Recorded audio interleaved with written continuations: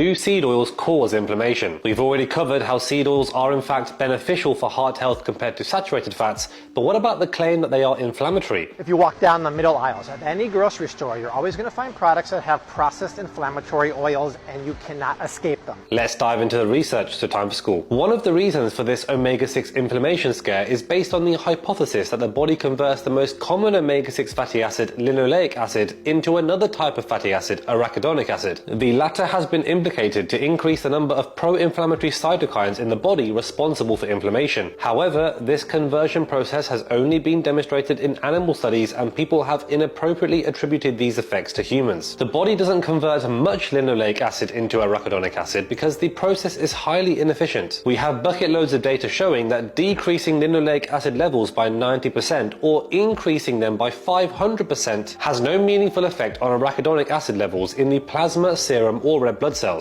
Even in the small proportions it does, arachidonic acid can act as both a pro- and anti-inflammatory mediator in many different inflammatory pathways, so this mechanism doesn't hold up to any kind of scrutiny. The next proposed hypothesis for why they might be inflammatory is that when you cook with them, they become highly oxidized, and this causes inflammation. Well, yes, if you heat seed oils up and keep it at a high enough temperature for a very long time like you would in deep frying, you can absolutely cause the formation of trans unsaturated fats, and these are inherently damaging to our health, increasing the risk of heart disease, death, and are pro-inflammatory in nature. However, in everyday cooking like pan frying or roasting, this conversion process to trans fats just won't happen. You are not exposing the oil to nearly hot enough temperatures, nor are you cooking them for long enough for trans fats to form. For the vast majority of home cooking, it is not something to concern yourself with. And with regards to deep frying, well, consuming large amounts of deep fried foods is not something anyone would advise anyway. Now, this is something you need to be aware of. Many anti-seed oil content creators may cite this meta-analysis of control studies to affirm their belief that increasing linoleic acid levels from seed oils may lead to increases in inflammatory markers. So they analyzed 30 randomized control trials and found that increasing dietary intakes of linoleic acid had no effect on tumor necrosis factor, interleukin-6, adiponectin, and monocyte chemoattractant protein 1, and well, practically everything including C-reactive protein or any adhesion molecules like fibrinogen and plasminogen activator inhibitor 1. Well, that's all fine, right? That shows that linoleic acid in seed oils isn't really a problem. Well, the anti-seed oilers hang their hat on this part. In subgroup analyses, they did find evidence that more profound increases in linoleic acid might increase blood C-reactive protein levels. However, this cherry-picked finding once again demonstrates their inability to critique this evidence properly. Because if we look at the forest plot of results here, we see that the studies are pretty much spread across the null, with the overall direction of effect showing a trend towards increasing CRP when consuming higher levels of linoleic acid. Now, let's just ignore the fact that this value is looking at standardized mean difference, which means that even if it was a true effect, it would be a tiny increase and not clinically relevant. However, let's assume that this result is relevant to health, and if we look here, there is one result that massively stands out and skews the average. Wow, look at this study. That looks like a significant effect on CRP, right? I wonder why that happened. But once we dive into that study, it becomes clear why they found that result. So this study compared sunflower oil, of which 18% of energy came from linoleic acid, to a rapeseed oil, of which 7% of energy came from linoleic acid, to olive oil as the comparator group. And what they actually found was that all three groups, including the sunflower oil making up almost 1/5 of total energy from linoleic acid, which is huge, led to decreases in C-reactive protein across the board. But because the comparator group was the olive oil group, relatively the sunflower oil group didn't reduce CRP as much as olive oil, so even though the vegetable oils reduced inflammation, there was an increase in CRP compared to olive oil, giving the illusion that CRP increased from baseline when it actually didn't. This result has then been inappropriately added to the meta-analysis result without taking into account the design of the intervention. So when you take out this obviously flawed outlier and inflammatory result, we would then see that there would be no inflammatory effect of linoleic acid with regards to CRP. So the researchers should have noticed this, left that study out, shown a neutral effect, and the results section should have stated, upon consuming linoleic acid, there were no significant increases in any of the tested inflammatory markers, adhesion molecules, or acute phase reactants. So now we've busted the linoleic acid and inflammation claim, it's important to note that seed oils are not just 100% linoleic acid. The majority of them are comprised of monounsaturated fats. So if you want to know how a certain food affects inflammatory markers, you need to look at that specific food in question rather than focusing on one compound in particular. cardiovascular. So let's do exactly that. This control study took 13 overweight men and conducted a randomized crossover trial, which means that all participants had both interventions on separate days. After an overnight fast, they consumed a muffin, either containing 50 grams of butter or 50 grams of sunflower oil. The majority of the sunflower oil came in the form of margarine. They found that after the consumption of the butter muffins, the inflammatory biomarker interleukin-6 increased, whereas after the sunflower oil muffin, several inflammatory markers decreased, suggesting that seed oils are anti-inflammatory and butter is pro-inflammatory. And there's plenty more where that came from. This control trial took 67 overweight people and fed them 2 isocaloric diets, one high in vegetable oils and the other rich in saturated fats from butter, for 10 weeks. They found that the vegetable oil group lost liver fat despite both groups slightly gaining total weight, plus the veg oil group improved their metabolic status without weight loss, whereas the butter group had higher liver fat, insulin, total cholesterol, LDL, triglycerides, and they concluded vegetable oils does not cause any signs of inflammation or oxidative stress. And finally, when taking into account lots of control trials from 2010 to 2016 on this topic, for example in this review of 37 control studies looking at dietary fats and inflammatory markers, they found that out of the 10 control studies on vegetable oils, none of them found evidence of increasing circulating inflammatory markers, and actually 3 found an anti-inflammatory effect. So to summarize, whatever mechanism people conjure up to claim that seed oils are inflammatory, whether it's the appeal to nature or appeal to ancestral fallacy, the omega-3 to 6 ratio, seed oils becoming oxidized when you cook with them, or the linoleic acid from seed oils being converted into arachidonic acid, none of that matters when in reality the controlled human studies in the dozens show that consuming seed oils does not cause inflammation, and in some cases are even anti-inflammatory, especially when used in place of saturated fats. And this nicely ties back into the Dietary Inflammatory Index from part 1 of this series, which confirms these findings, also demonstrating that omega-6, MUFAs and PUFAs are all anti-inflammatory in nature. So the next time someone claims that seed oils are inflammatory, I think it's time you took them to school. Class is missed.